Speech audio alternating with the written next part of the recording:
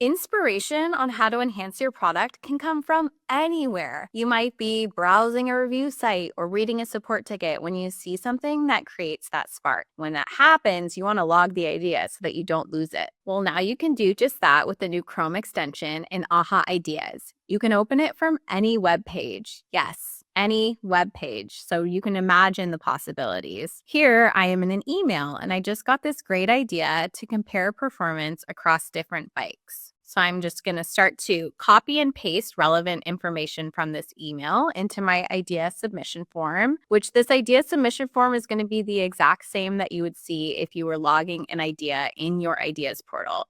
So this really helps make sure that you're capturing consistent information no matter where the idea is coming from. So I filled out the description. I'm going to choose a category and add the idea. Simple as that. So now let me head over to my ideas overview in my Aha account. I can see that new idea right here at the top. So I'm going to go ahead and open it up.